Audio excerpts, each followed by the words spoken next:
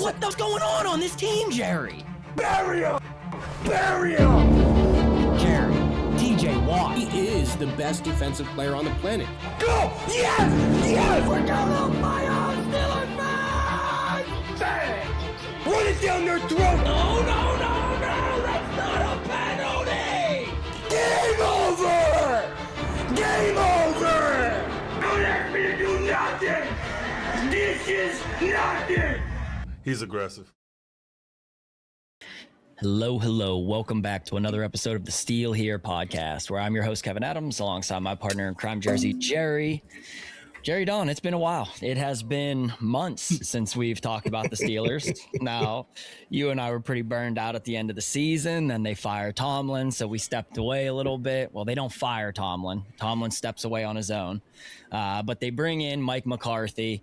You know, initially, you and I weren't incredibly excited about the hire. I think we both wanted to go younger, a different direction.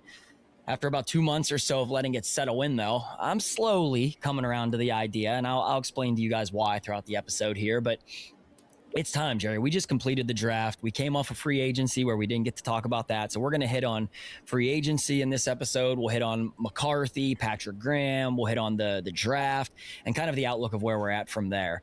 So just off the top, Jerry, Mike McCarthy is the Pittsburgh Steelers head coach now, which is an offensive-minded head coach. It is much different than we had with Mike Tomlin for the last 20 years. And even if you go back to Bill Cowher, it has been I can't think in my lifetime when the Steelers have focused heavily on an offensive head coach. So for that reason, I can slowly start to at least ease into the idea of maybe getting excited about it. But what are your thoughts, at least on the Mike McCarthy standpoint from the top? Yeah, off the top, my thoughts. Where'd you get that tan at? That's a good tan. You like that, Jerry? It's a really good tan. I've been spending some time. I was in Italy. I ended up getting engaged about 2 weeks ago. Seeing that, congrats. Thank you, brother. In Italy. So I spent some time in the sun, had a nice bit of weather there. And then, draft day was 2 days ago. Thursday, at least, was opening day. So 3 days ago, hot as the devil's dick out there, Jerry Don. It was like 80 degrees. You're herded around like cattle. So it is awesome. And honestly, hats off to Pittsburgh as a city. We break the record, most attendees. Now, whether or not they're correct on those numbers, that's to be seen. But yeah, it was crazy. The North Shore was buzzing. It was electric. Sometimes it's a little bit overrated. I'll be honest with you. If you've never been to the draft, it's a little bit overrated. You can't see shit. Yeah, you can't very stuff. It is. You can't get close to the stage, which kind of sucks, but we had an incredible tailgate. We were out there at 10 a.m. setting up. Marquise Pouncey and Jack Sawyer were the guests. Also, hats off, Jack Sawyer, Jerry. Dude is a fucking legend. Just likes to drink beer. Real laid back dude. Fucking very fun to talk to. I'm gonna be pulling for him hard this year. But so, yeah, I was in the sun all day Thursday, and so got a nice little bit of sun, but I'll tell you this, circling back to Mike McCarthy, Jerry. Every player that so far that we have heard about, they're all excited. They're all excited about the Mike McCarthy offense. There are guys openly talking about it. Pat Freiermuth being vocal about it is really excited for a Mike McCarthy offense.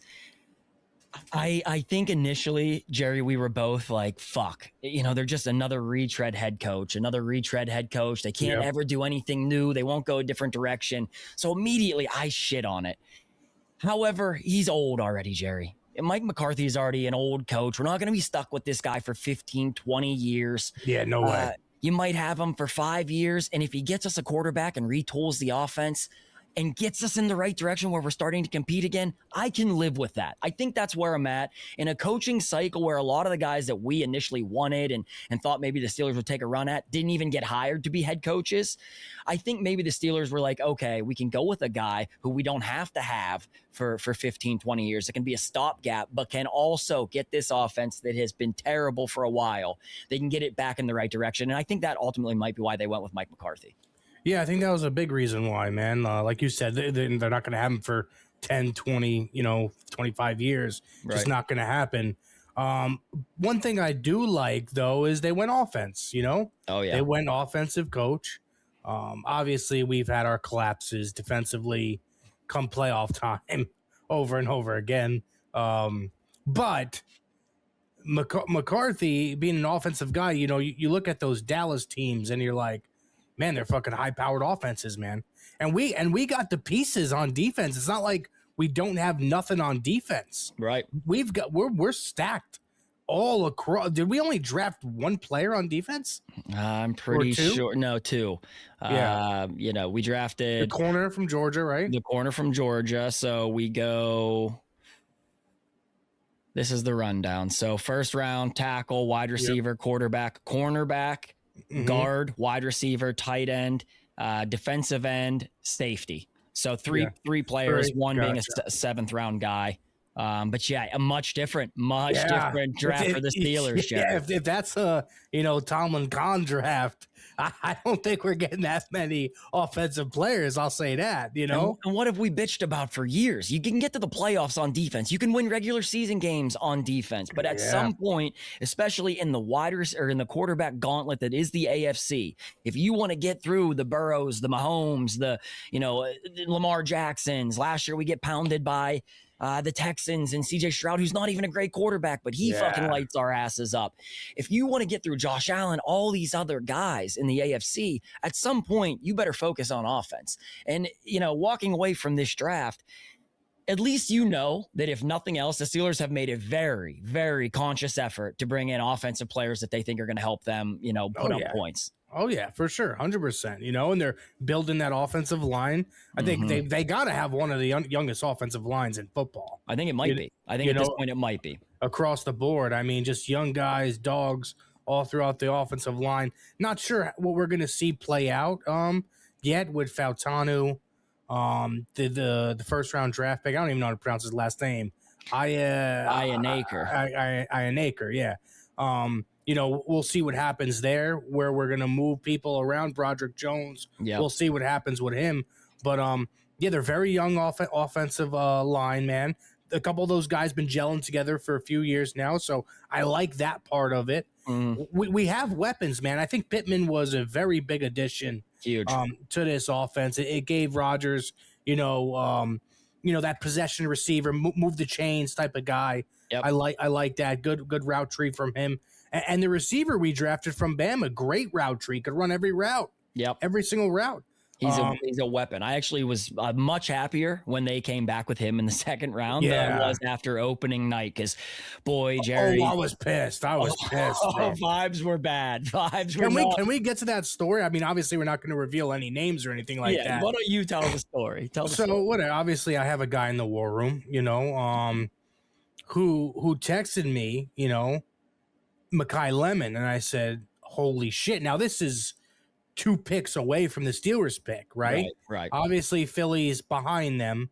You got the Cowboys in front of them. Mm-hmm. He says Mekhi Lemon. He got word Cowboys weren't drafting Mekhi Lemon. Mm-hmm. So that automatically gives him the shot. Okay, he's a Steeler, obviously. Right. That was their first choice. And they have to be thinking that as Steelers war room, they have to be thinking they're not trading with the Eagles. There's no way. Never trade with them. No, they're not going to be the ones that jump up, knowing that that's mostly the only other team in that general ballpark that needs a wide receiver. Exactly. So that's the only part I understand is Khan and the team thinking we got him because there's just no fucking way that they're going to fucking trade with Philly. There's no way. Right. So what I heard was somebody told the Cowboys we're drafting Mekhi Lemon. Mm-hmm. Then the Cowboys go and tell the Eagles, hey, we know you want a receiver, just a heads up. Pittsburgh's drafting Mekhi Lemon.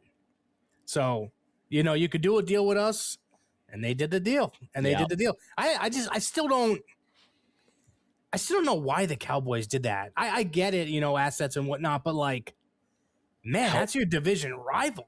Right. What if this guy turns out to be a fucking star? I mean, you're fucked. Right. And the shitty part about it is, so Jerry and I have leaked the first round pick before anyone for years now, for probably 4 or 5 seasons now. Jerry and I have tweeted the Steelers first, probably 3 or 4 picks, every day, well before anyone else drops them. Oh yeah. Yeah. Okay. So Jerry tells me it's Lemon. I'm like, you're positive it's Lemon? I'm positive. Yeah, we're good. He's like, you can tweet it. I fucking tweet Steelers take Mekhi Lemon with the 21st pick. We got our guy. A minute after I click send on this fucking tweet, Jerry goes, oh, fuck. I'm like, oh, fuck what? He's like, Eagles traded up. I'm like, you gotta be. So at this point, I'm getting roasted. I got community noted. I got fucking community noted on Twitter. Yep, I got fucking community noted. So I quoted, I'm like, and this is coming off, the Penguins are down 3-0 in the series to the Flyers. Yeah. Okay, I've watched the Pens get pounded all week by Philadelphia. Philadelphia Eagles then jumped the Steelers to take Makai Lemon, who I wanted, Jerry. I told you from the beginning. Yeah, if same. they couldn't get Vega, I thought Makai Lemon was going to be a freak. I think most Steelers fans thought he was going to be a freak, but then the tune changed after he goes to Philly. Then people are going to backtrack and be like, oh, he's a head case. We dodged a bullet, which very well could be the case because I don't know that he's a head case, but he's goofy. He's a weird dude. Yeah, he's weird, dude. Just very awkward, very weird. But it was more but so. That's kind of, you kind of want your receiver to kind of be like that, though. Yeah, most of the great ones are a little bit out there. Yeah. That's just how it is. For me, it was not so much that the Steelers didn't get Makai Lemon that really triggered me and sent me into a spiral on draft night. It was more so that they're on the phone with Makai Lemon telling him, it's tough. we're drafting you. You're coming to Pittsburgh. And he says, wait, why is Philly calling me? You know, so it was the optics of getting snaked on your home stage. The draft is in Pittsburgh. Everyone thinks that we're getting Makai Lemon. Everything is breaking our way. And then you just get embarrassed by the Eagles on the other side of the state. It was a tough night. It was honestly a tough night. And at that point then, when we then draft Max Ironacre, it looks as though it was a rushed pick. Like the Steelers, you know, if you've ever drafted a fantasy football team and the clock is running down and you don't have a pick in place, it's like, fuck, you take the next, you just rush it. You take whatever you have. Yeah. That's how it felt initially. And, you know, because you look at it on the surface, he's a project tackle. And where have we heard this before, Jerry? Not long ago. Broderick Jones. You trade up, you get Broderick Jones. He's a project tackle. You play him at the wrong position. You play him at right tackle. You never really develop him. He goes back to left tackle last year, hurts his neck. You know, at this point, they maybe re-aggravates it. He has a setback, they say, a few weeks ago. So then it's like, fuck, the Steelers are again going to be in this same tackle conundrum where we don't have anyone to play on the outside. What are you going to do? Although Dylan Cook looked good in those last few games of the season last year, I think the Steelers are looking at it in the sense of like, can we trust that that's our guy, our left tackle? And so you get a guy who a lot of the analysts, like the deep dive guys who pay attention to tape and college scouting and things of that nature, are saying that Max could be the best tackle in that class. However, he's going to need developed. He's raw. He hasn't played football for a very long period of time. There's going to be some things that they're going to have to work on to get him to that point. However, he has all the traits and the quick feet and the ability to be a great tackle. So the thing that's interesting is he's more of a right tackle, though, is what I believe it is. And so they might slide then, you know, do you slide Troy Fautanu to left guard or, you know, left tackle then? And do you then play Ironacre on the outside at right tackle? It's, for me, the only thing that pisses me off about it is I hate doing the musical chairs with the offensive. I know. That's the thing. It's just like, how haven't we got guys that are just, that's their spot? Right. Why are we doing this all over again? That's the part that the only part that pisses me off. Now, in the beginning, obviously, you know me, I don't really watch college football whatsoever. I had no idea who the fuck this guy is. But then you throw on the tape and then you see a couple clips out there on Twitter and TikTok and whatnot and all the edits and whatnot. He's a bad motherfucker, man. Yeah. This guy's a bad motherfucker, bro. Nasty motherfucker, too. You know what I mean? At that senior, you seen that Senior Bowl? Senior Bowl, oh my god, dude, Dominating, throwing guys around, bro. Dominating, and that's for me. That's a big thing. So, and he went, he held up his own well against the number one edge rusher that was drafted. You know, all those clips, they show those clips of them head to head. Yep. Pretty much dominated him. Didn't give up a single sack all of last season, all of the year. Yeah, that's pretty fucking big, Jerry. So. Yeah. I get it. It's a project. I didn't initially love it, but then you start to think about it. All right. Are the Steelers really, and this is where it comes down to you and I being honest again with ourselves and with the fans. Are we a year away from winning a Super Bowl yet? Oh, I got a whole new approach this year. I got a whole new approach. Let's hear it. I got an approach that I've never had. Jerry Don approach. So this year, listen, I'm giving McCarthy 3 years. He's got 3 years. No criticism. No. I mean, yeah, we'll have minor criticisms. Minor. Yeah, but you know what, man? we're getting older now. You know what I mean? We're getting older now, and like we say every year, the losses get easier. The drought, winning a playoff game gets easier every year. Does it sting? Does it hurt? Yes, but you know what? The feeling goes away faster. I'll be honest. From that loss we took in the playoffs to the Texans to right now, I have not even been close to locked in on the Steelers. Not even thinking about it, to be honest. It's just for the mental, it's necessary because I think so. It is because, dude, I mean, it's just so bad. And obviously I'll never be one of those fans that because I'm sure you have friends like this, Kev, too, that eventually they just stop watching. I'll never be one of those guys. No. Obviously love the team too much. But you know what? I needed a break, man. I needed a break. And one thing I will say, Rodgers probably going to come back, but they pretty much clean shop. Mm-hmm. They pretty much clean shop for the first time in a very, very, very long time. So you know what? You got to give it some time, a little bit. Agreed. It's necessary. It's mandatory that you do. You got to give them a chance. But everything they've done so far, the pickups they have had, the Pittman addition, the Dowdle, the Dean from the Bucks, who's a pretty damn good corner. All these little additions, and then the draft. I like the moves they're making. I really fucking do. I really do. I'm on board with you in the sense that 3 years, I think that's fair. Now, are we going to bitch and complain if we lose some games? Of course, yeah. Absolutely. I got a DM over the winter in my break away from Twitter. I got a DM on Instagram, and it was someone like, can't wait to hear you and Jerry come back to the show.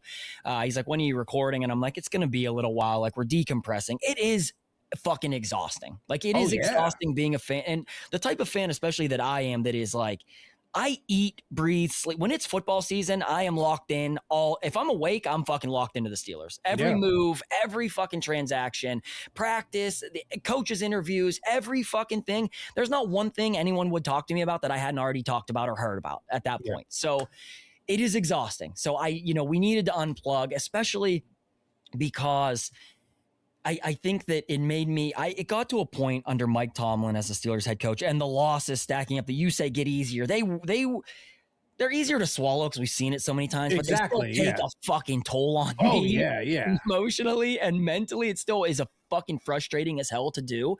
And so it got to a point where I was becoming bitter. Like, I was becoming a bitter fan. There was nothing they could do that I would be happy with at certain points last year. Like, I was just so, fuck this football team. Like, they're driving me insane. And it started to carry over, obviously, into the show and into my Twitter, everything. It's just constantly criticizing, constantly. And this DM that I got, it said, Kev, I love what you and Jerry do. I love the show. I think it is incredible. Just maybe reel it in a hair on the criticism.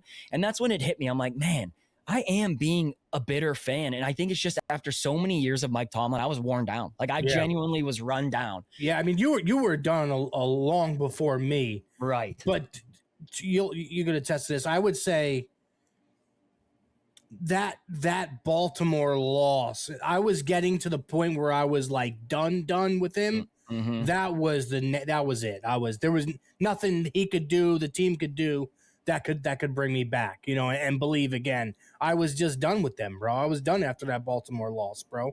But I'm grateful. We've asked for this for a long time. Like I said, you for many, many years before me. We got our fresh start. So. And that's exactly it. And so that's why it's like, okay, I can get on board with you, 3 years of being more optimistic, because I think right now the Steelers are in a position where, are they rebuilding or are they competing? And I think that that's a lot of what this draft also has me questioning and asking. Like, are they trying to compete right now, or are they focused on rebuilding? So you look at, for years we've said, let's focus on offense. Let's focus on fucking offense. And now they are. You go out, you draft all of these pieces on offense. You make the trades for Pittman. You bring in Rico Dowdle, which I think is an incredibly underrated signing. Really good. Rico Dowdle is a very, very good running back, has had multiple 1,000-yard seasons with different offenses, one being the Cowboys. Did it with the Panthers, who historically a shit team, if we're being honest. So he's a very good fit, I think, for a smash mouth run, but also has enough speed, where Najee was smash mouth but lacked speed. You lose Kenneth Gainwell, which sucked in free agency. However, I don't think that the Steelers are going to be worse offensively than they were the last many years. That's not a drop off. That's not that's not like a massive drop off. You know what I mean? From Gainwell to Dowdle. Right. So it's like Mike McCarthy, was he my first pick or my fifth pick? No, he would have been nowhere in that. However, he always has pretty much top 15 offenses. Always. Okay. Our defense, now in the hands of Patrick Graham, who we will talk about, still has a ton of fucking pieces. And for years, Jerry, we asked them to do things differently on defense. Yeah. Just try something fucking different. We heard so many years of players like Julian Edelman coming out and saying, we knew what the Steelers were going to do. They always ran the same defense. And for years, you and I and many other Steelers fans and analysts and fucking anyone with a brain that watched them regularly would say that they don't change. The Steelers come out in the same defense and they say, look, we're going to beat you with our defense instead of changing our defense to take away your key players. And by the time it got to the postseason, the elite quarterbacks said, okay, watch this, and just shredded us the fuck up and down the field. With a guy like Patrick Graham, he's a different type of defense. Okay. He's going to disguise more. You're going to see a little bit less blitzing. It's not as much of a blitz heavy defense. However, he's going to be more disguised. And I think that the Steelers, the way that they went through free agency, the way that they went through this draft, they are building more of a coverage type of defense on the back end, speed, maybe less physicality on the back end, but a lot more speed, range with the types of players that they're now going to use on the back end. Jaquan Brisker, another great. Holy shit. I forgot we had them. Holy shit. So it's like, I didn't need them to draft a bunch of defensive players because I feel like we already have a great mix of defensive players. I'm tired of spending a fucking ridiculous amount of money on the defense and neglecting the offense. So I'm fine with where we're at right now. I'm fine with giving Patrick Graham, who everyone criticized initially, again, wouldn't have been my top choice, but I don't know a ton about many defensive coordinators in the league, if we're being honest, and not many people do. Yeah. And so it took me a while to come around to seeing what this guy can do. But one thing I will say about him, he has never had the type of talent like he has now in Pittsburgh to work with. And he's still gotten his defenses to fall somewhere in the middle of the pack with the shitty types of, pieces that he's had. However, he's been a coach for a few different teams. Now, I want to say he's been on 5 teams in 7 years. So it's not like he's holding down a job in one place. However, that's what happens when you're on shitty teams where they're stacking coaches once every year, once every 2 years. The assistants don't keep their jobs. And so I kind of look at it through that lens that maybe if this guy has some stability, which now you think that he would in Pittsburgh, that they'll have the ability with the players and the playmakers that we have, that he can get the most out of this scheme. And we might get back to using our players in ways that are different than we've seen in years past, moving guys around, being more threatening, more disguised in our coverages, doing shit that other modern defenses and modern coaching styles do that we just have neglected for years, because I think Mike Tomlin was just so set in his ways of, this is how we do it, and we're going to keep doing it this way until proven otherwise. It got caught up to us. Yeah, that's the thing, Kev, is like, forget about, the disguises and all that stuff. What I'm happy about is just a new message, a different message. Right. You know what I mean? We've watched Mike Tomlin for years now put everything into the defense. All the weight of every single football game was on their shoulders for years and years and years. And the core of that defense, that takes a toll on you, man. Mm-hmm. That takes a fucking toll on you. Especially, let's just think about one game at a time, right? One game. It just, the defense knows going into the game, we have to play great for 4 quarters. Damn near perfect. If we don't play great for 4 quarters, we're losing this game because our offense really can't do shit. So now I think they'll have the ability, hopefully with McCarthy coming in, scoring more points on offense, right? More high-powered offense, and just the weight of the whole entire fucking game is just not on their shoulders as much anymore. They can play a little bit more free. You know what I mean? That's what's going to be the most exciting part about it, is that it's a new product, Jerry. It's a new product. And so it's easy to be revitalized right now. Records are 0-0. It's early, coming up on early May, so nothing really to be upset about. It's all good vibes right now. Yep. My only concern is going to be if we go into this season, Jerry, I know you say Rodgers. Is that who you want to be quarterback? And I think this is worth a debate, because it is a much different process that I've heard from. I've talked to a lot of people about this in the last 2 months about whether they want Rodgers back and why, or if they want to go a different direction. Aaron Rodgers, while I am in agreement with you, I think he will be the Steelers quarterback. Yeah. That is not who I would prefer to be the Steelers quarterback. I don't want to return Aaron Rodgers. The fan in me says Aaron Rodgers gives us the best chance at winning this season. Same. But is it enough to win a Super Bowl? And that answer for me is no. I don't know that Aaron Rodgers is good enough. I pretty much do know. I don't think he's good enough to win a Super Bowl with those legs at this point in his career, even with McCarthy and the pieces we've given him and this, that, and the other. I don't know that he's good enough. However, he's good enough to win us another 9 to 11 games, which puts us back in this cycle going into next year. This is my issue with bringing back Aaron Rodgers.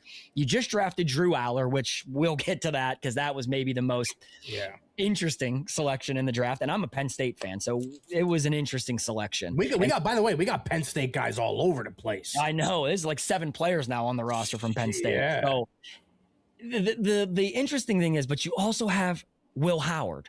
And so you have Mason Rudolph, who I think will be gone. I think we can rule Mason Rudolph out. They'll rule Will Howard if Aaron Rodgers comes. Agree. Drew Aller is definitely making the fucking team. So Mason will be gone.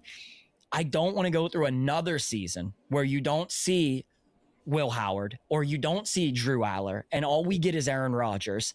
And then you don't know again in the offseason what you have. He's not bad enough to lose you 12 games, in my opinion, Aaron Rodgers, but he's not good enough to win you 12 or 13 and make your way to a Super Bowl either. Yeah. And so it puts us in this same situation next year where it's like, okay, we draft 19 to 23 again, and you're in the same fucking boat where you're not going to have high-end quarterback selection there for you.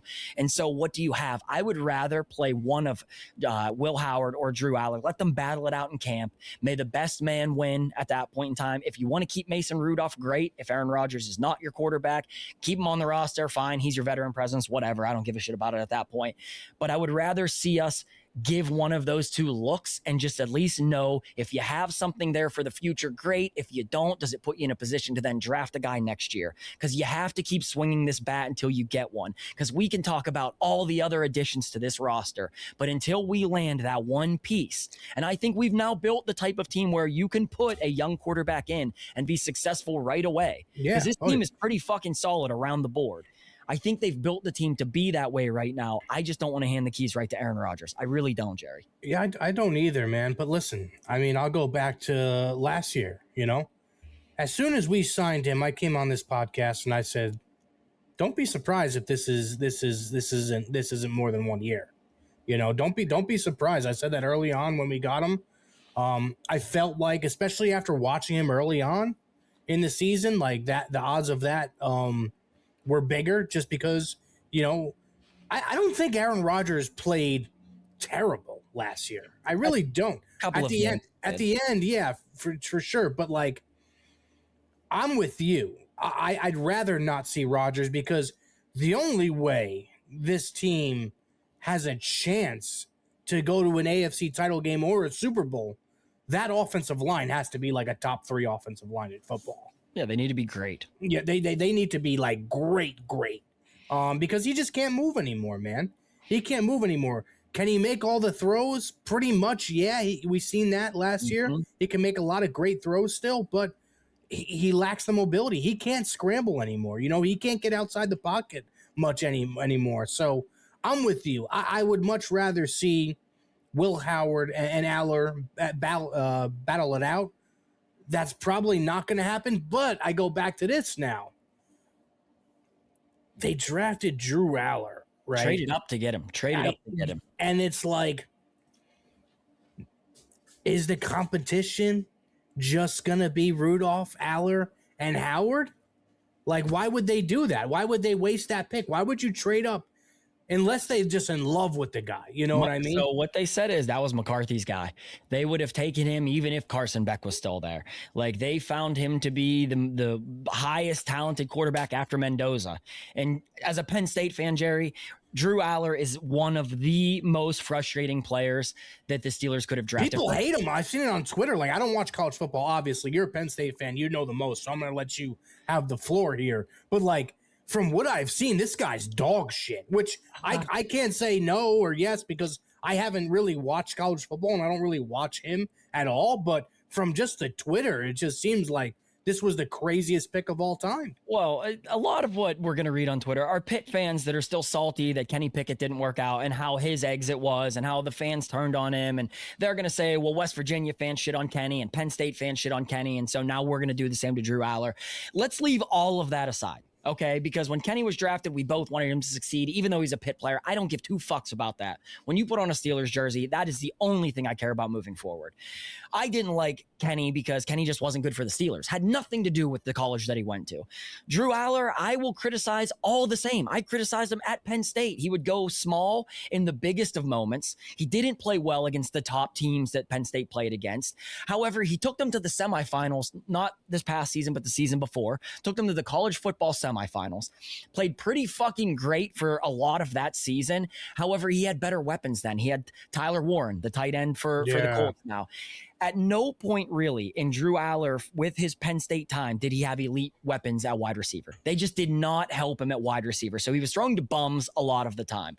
Now, the thing about him is, Jerry, he was the #1 rated quarterback coming out of high school. He's a 5-star recruit. He has all the toolbox. I mean, when I say this guy can make every fucking throw, he's the most talented quarterback talent-wise on the roster right now, and I would say that even with Aaron Rodgers, just because of Aaron Rodgers' age. I think he's more talented than Will Howard. The problem that you're going to run into is I think he might be a mental midget at times. I genuinely do, because he would collapse in the biggest moments. He would collapse. He'd throw stupid interceptions, or he couldn't make routine plays routinely. Terrible footwork, would rush things. Those are all things that you would hope that when Mike McCarthy, scouted his tape and watched him, would be thinking, and everyone says Mike McCarthy is a quarterback, whisperer. He has to be thinking, this guy has all of the fucking tools. I just need to make him the toolbox, and that's it. And fucking build him in the right direction. I want to make this one point though. Remember last year when Will Howard gets hurt in training camp, Jerry? Mm-hmm.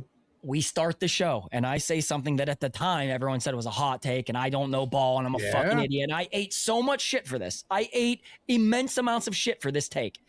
I said, I think unfortunately because Will Howard got hurt, he won't play any preseason games this year. He's not going to get to start at all through the season. We won't see him at all. I don't know that he'll ever play meaningful snaps for the Steelers, because if they then draft a guy in a high round pick in this draft that we just came out of, automatically he will be pushed likely down the depth chart. And so far you move up on a guy like on Drew Aller.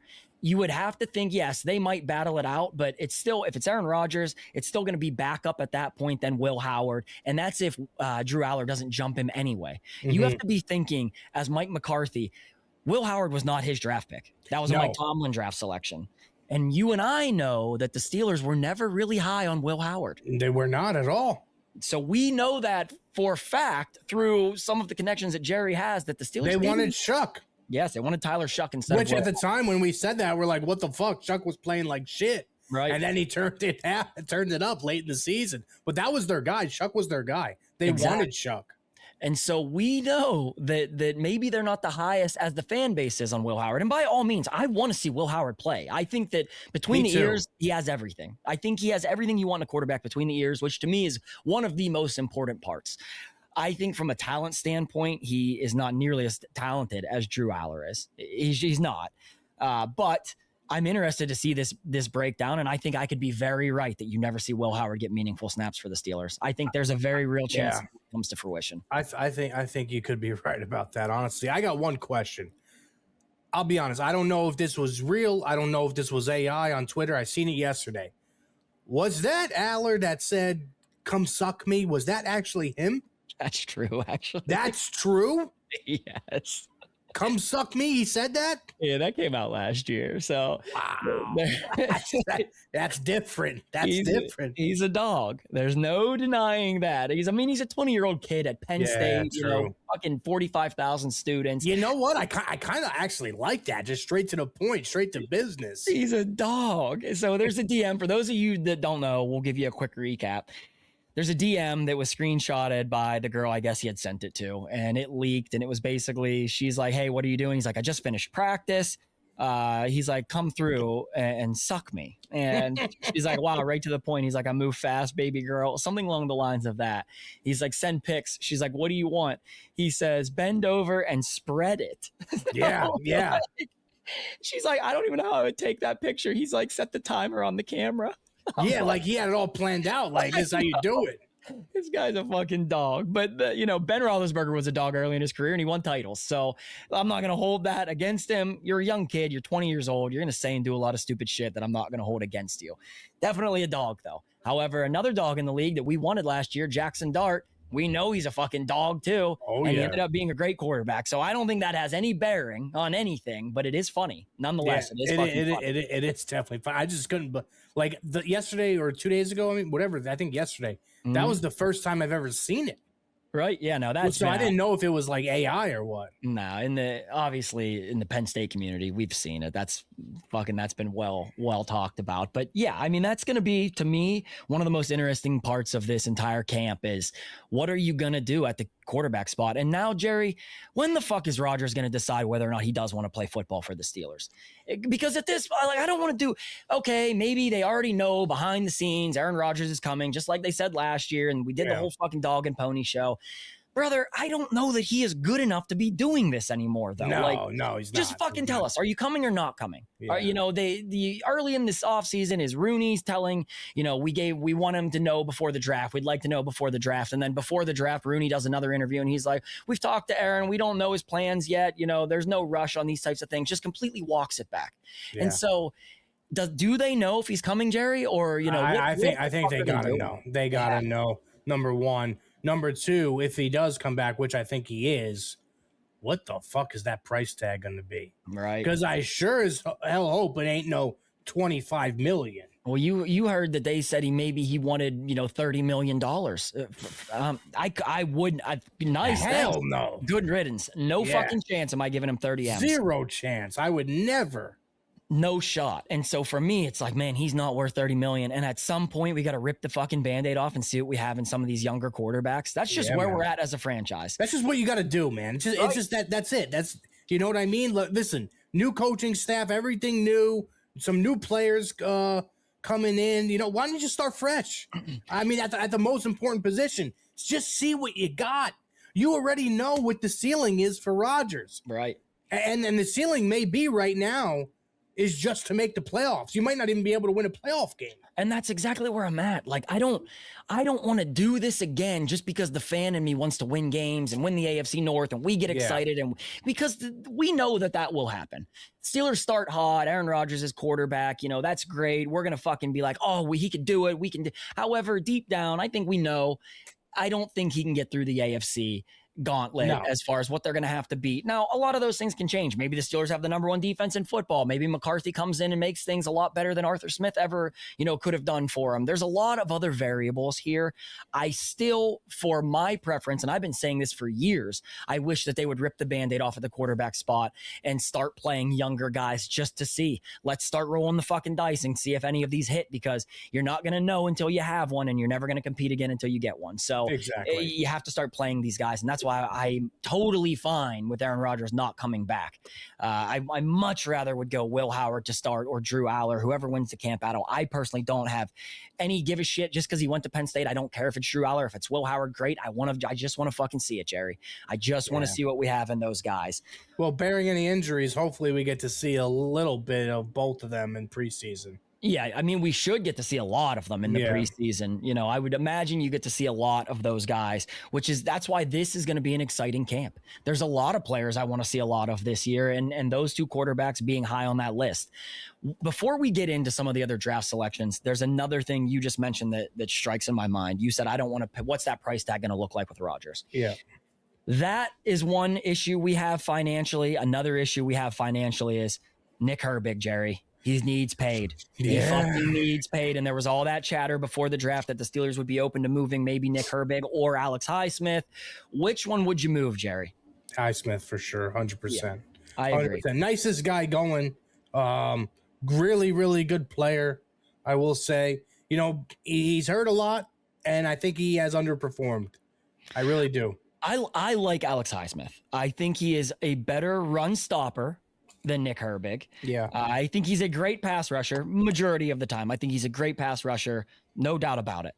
From a pure pass rushing standpoint, Nick Herbig is the better pass rusher, in my opinion. Okay. Yeah, way more impactful on a game. I would agree with that. In the limited time that he gets, he makes an impact in limited time. Now, in my mind, you know, extrapolate that out to a full game, a full season. I think you see some pretty good fucking numbers out of Nick Herbig. He's not as good of a run stuffer. However, when you look at the numbers as across the board about the Steelers' run defense, there's not much difference in yards per game given up from a run standpoint, whether it's Nick Herbig in there for those games or whether it was Alex Highsmith. So you're not losing a whole lot there. For me, he's younger. You can see that he hasn't even started. He's just now getting in towards his prime or his peak. Whereas Highsmith, another year or so, he's on the downturn. Exactly. If you can move him, I think the one you move is Alex Highsmith. I don't think, and people are going to say in the comments, why not have all three? Here's why I don't think that's realistic. TJ's making 40 some fucking $1 million a year, which crazy contract. I don't love it. I know that I personally would have traded him 2 years ago. I said that was not widely appreciated to say, but looking back, I was fucking right. So it is what it is. I would have moved him then. You could have recouped high-end draft capital and not had that contract on the books. 7 sacks for 40 some $1 million. Can't have that out of TJ Watt. He's going to have a much better year. And I'm talking 13, 15 sacks for that type of money. That's what it has to be. Exactly. Yeah. There's no other way around it. Now, at that price tag, double digits, the minimum. It's the minimum. And 10, I think, is still underperforming. I would, for sure. For 40 some $1 million. Now, the problem with that is 40 M's there. What does Nick Herbig get? Because I think he gets a minimum 15 a year. I think he gets 15 a year. I think he's worth 15 to 20 a year, realistically. I think all it takes is one team in free agency that's like, we'll give you 20. We'll give you 3 for 60. He's going. Yeah. So you're not going to be able to afford all 3 of them. You can't wrap up fucking $80 million in 3 edge rushers. It's just not realistic. One has to go. The odd man out for me is Alex Highsmith. I cannot, it would hurt me to let them lose Nick Herbig. It would crush me. It would crush me. I don't want to see it. So they have to find a way to get him paid. Now, the only thing that you can say is after this year, you're likely on a rookie contract quarterback wise, still with Will Howard or Drew Aller. If one of those two works out and you give them the keys next year, still on a rookie deal. So you can spend some money elsewhere, but I don't want to wrap up that much asset in 3 edge rushers. When you start to look at the Super Bowl winning statistics, edge rusher you don't need to have the highest paid edge rushers. You and I have discussed that for a while now. You don't need the highest paid edge rushers to win Super Bowls. And so that would be one place I would not want to see them spend a ton of money. Highsmith for me would be the guy that I would move definitely as you move through this, because also Jerry, Jack Sawyer flashed at times last year. Oh, he did. Yeah, he did. Be decent. Yeah. Oh, look at the Patriots, man. Look at the Patriots. They made the Super Bowl. Yep. Without a fucking incredible edge rushers. You know what I mean? Like, look at them. And so that's why I don't need it. I don't need Alex Highsmith. I don't. It would hurt me because there are times he plays incredible. He does win the Steelers games at times with his rush, strip sack ability. He's intercepted balls. Things come to my mind that he's made plays on. However, so does Nick Herbig. And so if you can keep the younger guy and trade your expiring asset in Alex Highsmith, that is what smart franchises do. And when I'm talking about smart franchises, I'm talking about teams like the Eagles, Howie Roseman, that kind of guy. I think what would he do? He would move him. He would move Alex Highsmith, no doubt about it. Definitely. Also, I was interested to see Patrick Queen. I thought they were going to move him. I really did. I thought they would draft an inside linebacker to be honest with you. Me too. They didn't. And so, that could also be the Steelers' philosophy of like, look, we are fine defensively. Let's get this offense cooking, and we have to worry less about these guys being fucking every all-pro out there on defense if we can score more than 17 points a game. Exactly. So that could be a complete philosophical change in the way that the Steelers are run. It could become a team that cares a shitload about offense now and modernizing the game. Now we're going to have a West Coast offense. Steelers haven't had a West Coast offense in 20-some years, Jerry, that I can think back to. So it's going to be fun to see that aspect of it. What's your favorite of all the draft selections? And I'll run through them. And you tell me which one was your favorite here, Jerry. So first round, Max Ionacre. Second round, Jeremy Bernard, wide receiver, Bama. Drew Aller, the quarterback from Penn State. Dalen Everett, they take in the third round. He is the cornerback from Georgia. Or was it Bama? It was one of those two. Georgia. Jennings Dunker, the guard from Iowa. Mm-hmm. Caden Wetjen, the kick returner, wide receiver, kick returner specialist out of Iowa as well. Tyler Nowakowski, he was the tight end. Gabe Rubio from Notre Dame, the inside defensive lineman, rusher. And then you have the safety, Robert Spears Jennings. And then the last pick, the kid from Navy, who is the Pittsburgh kid, stole the final day's show for sure. Eli Heinrich. So what's your favorite, Jerry, of all the selections? Which one are you most excited to see at this point? I would have to say Jeremy, just because of everything that I've seen, on him. He's not like a head case. He's reliable, can run every single route there is. I think out of everyone there that has gotten drafted, he's going to be the immediate impact. Mm-hmm. He's going to be the guy that has the most impact out of any of those guys, in my opinion. Now, I did happen to meet the Iowa guard in person. He came to Barstool. Jennings Dunker. Yeah, I did meet him. Man of a few words, I'll say that. Man of a very few words, but a dog, man. He's a dog, So fucking, I love that pick too. Well, listen, I liked a lot of the picks. Day one, I wasn't happy, but as the draft kept moving along, some exciting stuff. Obviously, like you said, the kid from Navy stole the show, but I'm going to go Jeremy with my pick. For me, most exciting player is the guard from Iowa, Jennings Dunker, just because that guy just looks like a fucking line. He looked, if you could figure out how to craft an offensive lineman, it would be him. Mm-hmm. Midwest, big fucking Midwest guy, talks about eating Culver's, which is a fast food joint in the Midwest, just chugs tons of coffee. I think that's the type of guy you need. He brings nasty. Nasty to that offensive line. We needed a guard. We know we needed a guard. Taking him, I think, was great where they got him. He was one of the only picks that they didn't reach on because, as the Steelers draft has been graded, it's not graded well. It says they reached on the first round. They reached on Bernard. They reached on Drew Aller. They reached on the cornerback Everett. They got lucky. Dunker fell to them.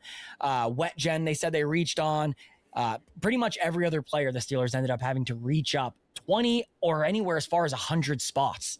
Yeah, guys were way lower on the big board, which to me, I don't really give a fuck about a lot of that because nobody ever knows. No. And it's so hard to say, it's a A+ draft, it's a B draft. None of that means dick right now because these guys haven't played a snap. And usually you don't know for a couple of years anyway.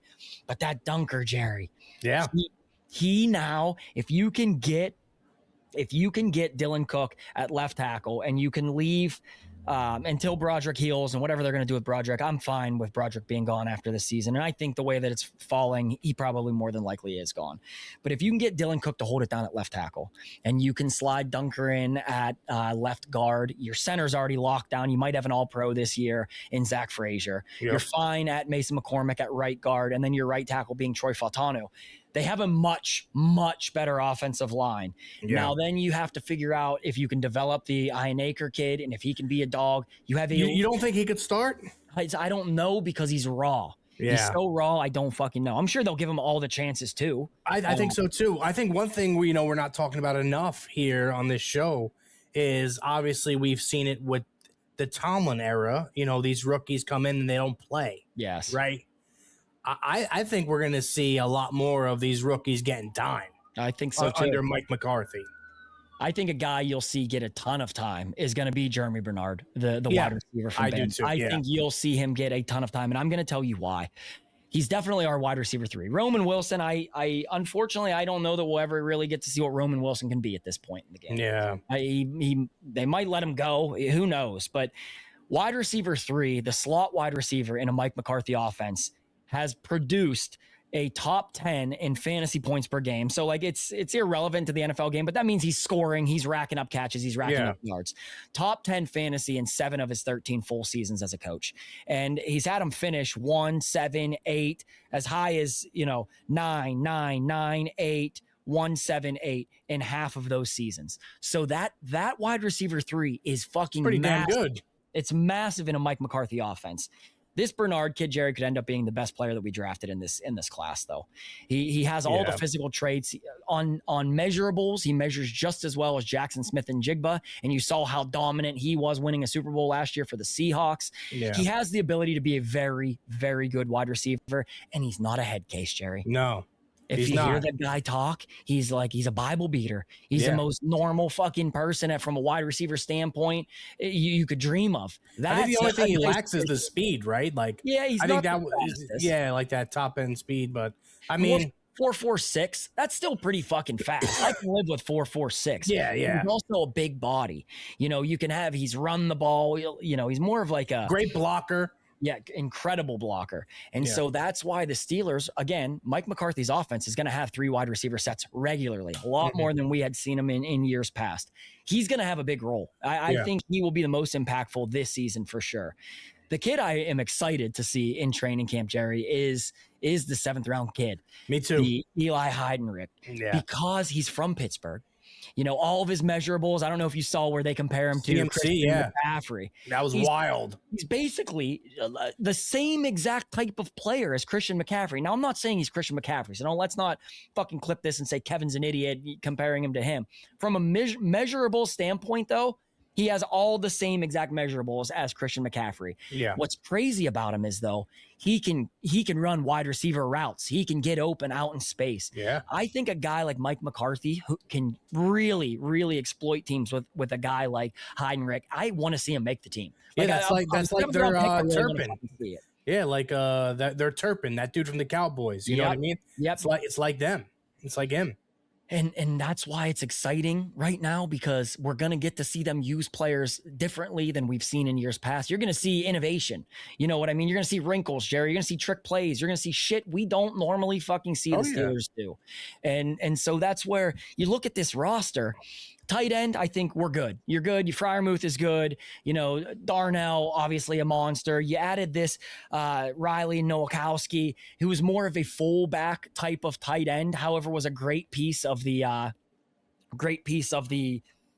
Indiana national championship run. Really good player in him. I think he's going to be a nice addition. You lose Connor Hayward, who was your more scat style tight end. Where did he go? Raiders?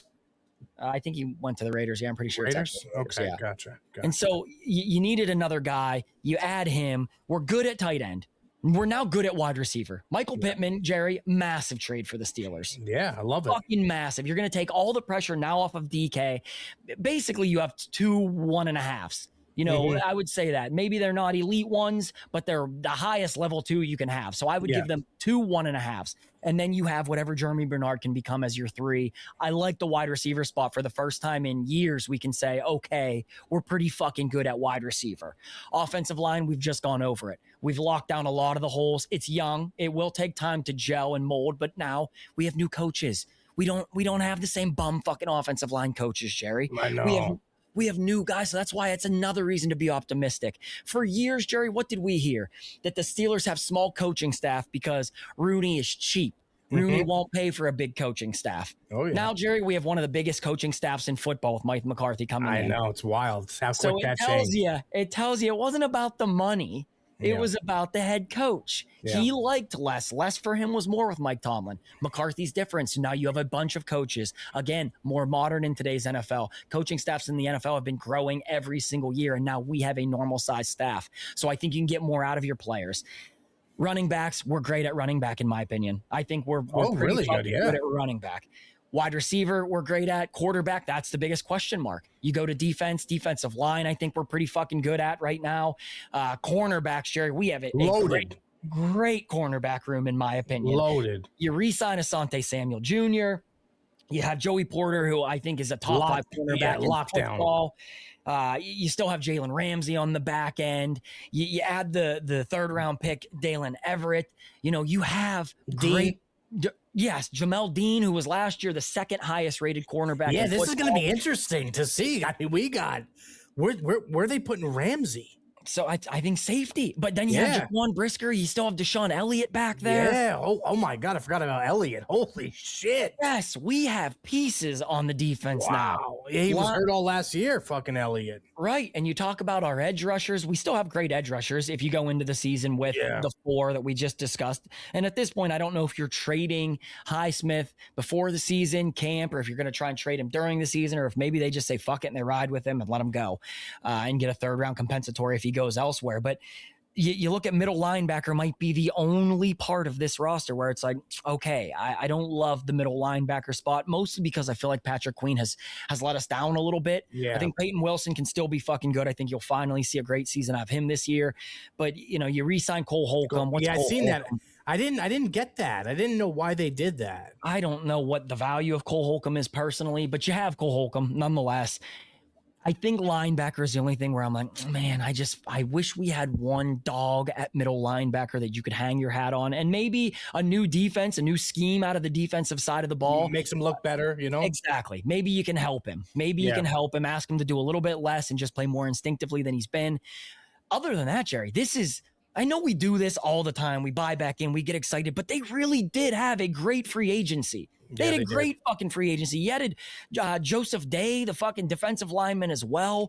He's a big fucking boy. Darnell Savage. Jerry, they added Darnell Savage. We didn't even talk about that. Darnell Savage. I know. It's like... Dude, I didn't realize. I mean, I knew the defense was stacked, but you go through those names and it's like, holy shit. It's loaded. That's crazy. It's loaded. And it's where are we weak? They're not weak anywhere other than what are we going to get at quarterback? Yeah. And so they've set this team up to be exactly what it was before they drafted Ben Roethlisberger. Is Drew Aller going to be Ben Roethlisberger? I hope. Is Will Howard going to be Ben Roethlisberger? I fucking hope. If one of those two guys can come in and be successful, you have a pretty solid fucking roster the entire way around, whoever the quarterback ends up being. Damn right. What are your expectations as we look at it right now? And this is a fucking, 1,000 foot above. What are we looking at as far as what you think they're going to be this year? I mean, listen, man, do I think it's going to happen?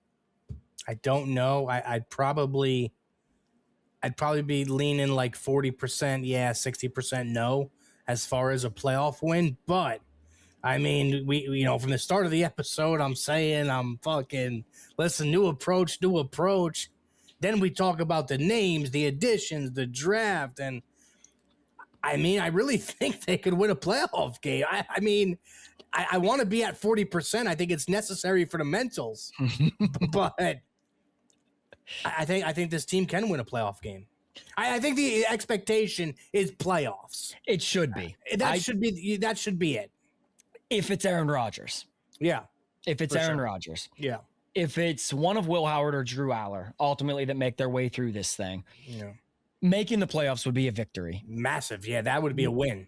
Winning a playoff game would be fucking huge, because at that point you have to be thinking, okay, we have a quarterback now. We got our guy now. Now let's fucking get back into the hunt here. It didn't take the Patriots very long, Jerry. No, it didn't take them very fucking long. You reset, you get your quarterback, you're back to contending, you go to the Super Bowl. Now they got whomped, but they still got there. That's all that fucking matters to me is, are we getting closer? I say this every year on this show. Are we actually getting closer, or are we just throwing Band-Aids on it and repackaging the same shit and getting the same result out of it, which we had been doing? So for me, Jerry, this team spent the entire offseason building for the future. Now it's time to actually see if they're ready to live in it. Exactly. Are we gonna go through the process of playing one of these young guys? Or are we gonna go one more year of Aaron Rodgers and try and squeeze the last bit of juice out of what you have out of Cam Hayward or TJ and then start the process next year? I think we're both in agreement. Let's go young. However, the fan in both of us thinks if it's Rodgers, that is your best chance. That is your best chance. Damn right. It's been a blast, Jerry. It's been fun getting back on the mics. We've talked about it for weeks now, fucking finally getting back on here. I don't know when we'll do another episode. Maybe, after OTAs, maybe we'll pop in, do one, but definitely when training camp starts. So we're probably about another month out before we really start banging out episodes. For sure. Some crazy shit happens, obviously, between now and then. We should try to get an episode out. But like Jerry said, he was checked out. I was just run down. I was just burnt out on the Steelers. Yeah. And so we needed to fucking step away, but we appreciate you guys. Jerry, going to the draft, this is no bullshit. I probably took 200 pictures with people between the tailgate and the draft. All of them loving the show. Could not wait to have us get back on. It's a great show. I love doing it. It is a fucking blast. You know why? Because it's like so easy and so natural, and we just talk about what we love. You know what I mean? Right. And we're real, Jerry. And at the end of the day, that fucking matters. We are real. We say what most fans are thinking. Now, are we the most educated? Absolutely not. Are we X's and O's guys? Not really. No. However, we're fans. We give you the pulse of what the fan base is. Yep. And so I love making it. Appreciate you guys. Like, comment, subscribe, share the show where you find it. If we can get an interview or two between now and camp, maybe Jerry reaches out to Dunker. I reached out to Haller. Did you? I did. I sent him a DM. We'll see. Well, now that's a fucking get. So we'll try and get you guys something for sure between now and camp, maybe an interview or two. But we appreciate it, Jerry. Is there anything you want to add at all to this show? No, man. I'm just happy to be back. Obviously, we needed to do a show. We did it, but we got some fun stuff coming this off season. Mm-hmm. I would really love to make it to Pittsburgh, man. I would for the fucking off season, man. I really would, in camp and whatnot. I would love to. My schedule's crazy right now, especially with all this video game shit going on. Yeah. But dude, happy to be back. Recording again. We'll probably be back. What did you think? Another 3 weeks or something like that? Yeah, I would say if we can get an interview, there are plenty of guys we've talked. I mean, if we can get an interview, we'll get one out again next week. Mason McCormick, I talked to in the DMs, Skowronek, all of these guys that are not against it. Now having Jack Sawyer, I bullshit with Sawyer for like 30 minutes at the tailgate. There are guys I'm sure that we can get. It just comes down to us making it work on the schedule. So if we can get you guys one, we will. Other than that, you'll hear from us here again 3 weeks, maybe somewhere around that point. We'll touch base and we'll go from there. But we appreciate it. Like, comment, subscribe, and we'll see you here again soon. See you guys soon. Later, Jer. Later. We're here. We're still here. We are still here.